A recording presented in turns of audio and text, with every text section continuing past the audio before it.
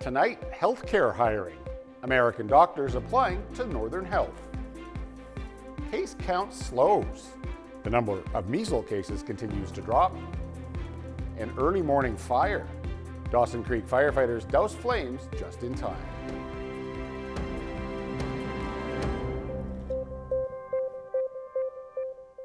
Well, good evening and thank you for joining us. And we begin tonight with U.S. healthcare workers applying to work here in the Northern Health region. The health authority saying 48 physicians have now applied to work as of August. Now, of those 48 applications, 3 physicians so far have been hired. 40 are actively engaged in the recruiting process. The province says it's received more than 1,400 job applications from U.S. healthcare workers since May of this year. Now, in March, the province launched a marketing campaign targeting West Coast cities in the United States to attract American healthcare workers. The government has also worked to change policies, making it easier for physicians to practice here in BC without further testing, accreditation, or training. Northern Health says there's a lot of communities to choose from in British Columbia, but they continue to advocate for the northern region. According to the BC Centre for Disease Control, the spread of the measles continues to slow right across the province. The BC CDC's latest update shows no new reported cases of measles since last Thursday in BC. Health officials say the province is sitting at 268 confirmed cases so far this year. They say 196 of those cases have been reported across the Northern Health region. Despite having 73% of the cases, the spread has also slowed down in northern BC, with the last exposure location reported at the end of August. 14 firefighters were called to a fire in Dawson Creek in the early morning hours Wednesday. The fire breaking out in a fenced-off area next to the Home Hardware on Alaska Avenue. The firefighters arrived to the scene just after 4 this morning as 3 sheds were fully engulfed in flames. Fire officials saying the blaze started inside one of the sheds, then spread towards the white warehouse. Firefighters arrived just in time to save the warehouse. The fire department believes the incident was suspicious in nature. Dawson Creek RCMP is currently investigating. Well, the Category 1 Campfire ban for the region has been rescinded.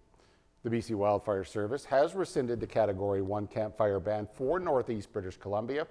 The announcement covers the Fort Nelson, Fort St. John, and Dawson Creek fire zones.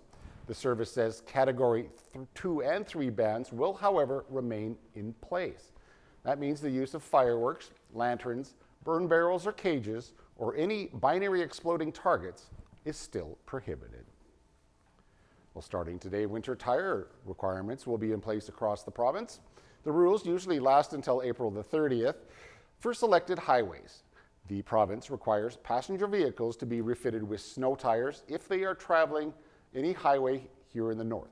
The Ministry of Transportation and Infrastructure says appropriate winter tires display either the N+S symbol or a mountain or snowflake symbol. Drivers who are found with no winter tires on designated BC highways can receive a fine of up to $121. Thousands of BC GEU workers flooded downtown Vancouver today, calling for the province to deliver a fair contract. They're also asking the government to return to the negotiation table with a credible wage offer. The BC General Employees Union came back to the bargaining table on Monday with an offer of 4% per year over 2 years for a total of 8%. But those talks quickly broke off, and in a statement, Finance Minister Brenda Bailey said the government's offer increased from 4.5% over 2 years to 5%. Some 15,000 of the union's 34,000 workers are involved in job action. Pickets remain up at about 1/3 of provincial liquor stores, at liquor and cannabis distribution warehouses, and at government offices. David Evie says it's crucial to resolve the dispute quickly, and the parties need to be back at the bargaining table. And Striking Canada Post workers held a national day of action today to protest plans to reshape the Crown Corporation.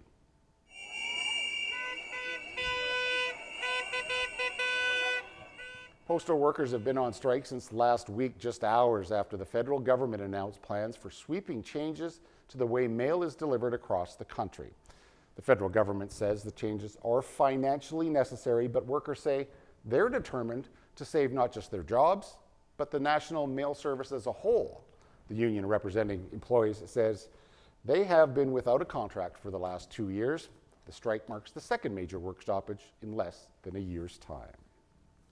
Well, the RCMP is investigating an incident connected to supporters of a BC ostrich farm that have set up camp to protect the flock. The Mounties have arrested a man who allegedly tried to set fire to an elderly woman in her home. CTV's Judy Trin has the exclusive details. We're dealing with another issue altogether. Last week, when the RCMP descended on the Universal Ostrich Farm to assist the Canadian Food Inspection Agency in a planned cull, the Mounties were sidetracked by a chilling 911 call. I was so into the fear that I was going to get lit on fire. Lois Wood says that just after sunrise, she saw a masked man dressed in black pouring gas around her home. When she confronted him, the intruder threw gas on her. The 72-year-old went into fight mode. This is primal. This is survival. And I bit his upper arm as hard as I could. And he punched me in the face and knocked me down. Wood's home is next to the ostrich farm. Since the government ordered the flock destroyed after avian flu was detected, you know this is wrong. Dozens of supporters have set up camp to protect the birds. Police say they have arrested a suspect. We believe he was attached to the protest camp. A Conservative MP is also urging the Agriculture Minister to stop the slaughter and is cautioning supporters to stay calm. Any violence or anything off that moves from the beaten path of peaceful protest is going to result in bad things for the ostriches. Political support will dry up. The farm's owners say they helped remove the suspect and that their supporters are not a threat. In a statement, spokesperson Katie Pisitny questioned why mainstream media would choose to publish a negative and false representation of the farm, just as the country's highest court was weighing whether it deserved a chance at justice. The cull of more than 300 birds is currently on hold. The Supreme Court will decide later this week if it will hear the farm's appeal to overturn a government order to destroy the birds. Judy Trin, CTV News, Ottawa. Some First Nations here in BC are calling for a meeting with the Prime Minister in hopes of both protecting and reviving the wild salmon population. We have Aboriginal rights. We have inherent rights. And if they were looked after appropriately by the federal and provincial crown, it would be a benefit to all First Nations and British Columbians. The First Nations Wild Salmon Alliance says Ottawa should create a First Nation-led plan to protect salmon. The alliance is worried that the federal government will not follow through on its promise to ban open-net salmon farms by the year 2029. But other First Nations in rural areas who work with aquaculture say a ban on the industry will just hurt the people who live in those areas. So we look to continue those government-to-government discussions to build a responsible transition plan that acknowledges the $1.6 billion input to the economy that this sector brings, but more importantly, the 750 full-time jobs that exist in rural, remote First Nations communities where one job really supports 2 or 3 families sometimes. And so for activists in the downtown Vancouver area to tell these remote communities that they can't do something that brings economic livelihood to their territories is irresponsible. He adds, while they are developing aquaculture, he says they are also taking significant steps in order to protect salmon habitat. And 2 people accused of killing a grizzly bear on Texada Island are now facing charges. Court records identify Cody Bevan and Seneca Anthony as being charged with failure to report the killing or wounding of wildlife. Critics say the charges send the wrong message and basically they just amount to a slap on the wrist. Tex the grizzly was first spotted back in May after swimming to the island. Advocates say a proposed plan to relocate the bear was ignored for far too long by the government, and when they decided to act, it was too late. Today on Parliament Hill, talks of bail reform reignited once again. It happened after shots were fired at a radio station in Surrey that services Metro Vancouver's South Asian community. Swift Radio was hit with a third extortion-related gunfire attack just yesterday. I spoke with owner Colwant Desi, who had invited me to his station earlier. He said his family cannot sleep. This joins with countless other examples in Brampton, Surrey, and now in a spate of shootings in Laval. No one was inside the building at the time of the shooting. Bullets struck the front door of the radio station overnight. Investigators believe the shooting was extortion related. The search to find a 6-year-old boy who went missing in a mountainous part of Alberta over a week ago has been called off. Today marks 11 days since Darius was reported missing, and we are continuing to utilize different strategies to locate him. Darius McDougall was reported missing after he didn't return from a walk with 6 young family members. The disappearance in the Crow's Nest Pass area in southern Alberta on September the 21st, his parents say he's on the autism spectrum. Helicopters, dogs, and underwater teams have been used to search 22 square kilometers of woods after the boy disappeared. Investigators say if the child is still in the area, he is believed to be dead. The province of Alberta is planning to apply for a new pipeline project to the west coast, but the proposal is already facing opposition in BC. Here's what the premiers of both provinces had to say today. This is a test of whether Canada works as a country. Because if we can't build with collaboration of the federal government and between provinces, if it's everybody gets to get their products going to market except Alberta, that's not a country. A country is one where we support each other. And I think Canadians are there, and I hope that we can get more and more politicians to get there too. The challenge that I have is that this proposal from the Alberta Premier for taxpayers to do this work comes at the expense of real private sector projects that are going to lift our economy and lift the national economy, and for no apparent reason, other than one can only assume politics. And so all I can say is let's stay focused on real projects. Danielle Smith says her province will back and fund the initial planning stages in hopes of private money coming forward. Now, if approved, Alberta is hoping the project will fall under the federal government's Major Projects Office. And 5 provinces are increasing their minimum wage today to support workers amid affordability issues. The hikes apply to Ontario, PEI, Nova Scotia, Manitoba, and Saskatchewan. The provinces have tied their increases to Canada's Consumer Price Index. Alberta is the only province that has not boosted its minimum wage. Its $15 an hour rate is now the lowest in the country.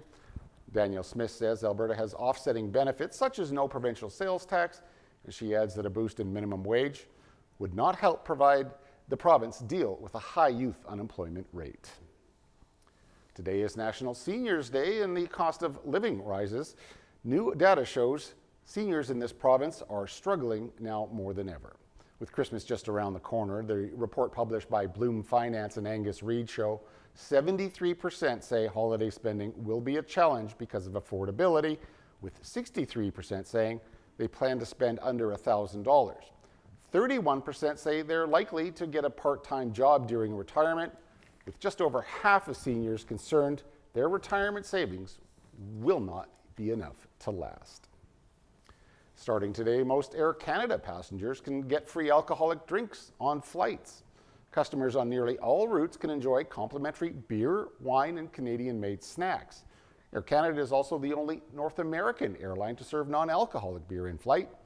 In addition to upgrades to its food and beverage offerings, the airline has also introduced a revamped mobile app, expanded in-flight entertainment, and has updated its lounges. There was a national ceremony in Ottawa today to honor residential school survivors. These systems did not make who we are. These systems gave us the strength to walk forward in a good way amongst our relatives. And my message to all Canadians is walk with one another. Learn to love one another the way we were meant to. Learn to help one another, to support one another. The survivors' flag was raised at the event on Parliament Hill today. Survivors gathered to share their stories about 150,000 Indigenous children forced to attend church-run government-funded schools in Canada between 1857 and 1996. Yesterday, Canadians paused to reflect and honor the children during the National Day for Truth and Reconciliation. Stateside now, where the U.S. government shut down overnight after Senate Democrats refused to back a Republican funding agreement that would have kept the government running. The shutdown, which is the first since 2019, will impact a number of U.S. government agencies. Some critical services will continue, but thousands of federal workers will not get paid until the shutdown ends. Democrats and Republicans are blaming each other for the impasse. Meantime, the shutdown will likely have a big impact on Canadians, with many government agencies frozen and workers laid off. Canadian travelers can expect longer lines and delays at airports and land borders. During the last shutdown, many workers began to call in sick, leading to major disruptions. Well, one of the world's most famous and beloved zoologists has died. Jane Goodall gained worldwide fame for her decades of research on chimpanzees in the wild through her study of the species. Goodall proved that primates display behaviors similar to humans, like communication, individual personalities, and the ability to use tools. Goodall was also a tireless advocate for the protection and restoration of our natural environment. Jane Goodall was 91 years old. All right, please do stay tuned. Noah will be right back after the break with weather.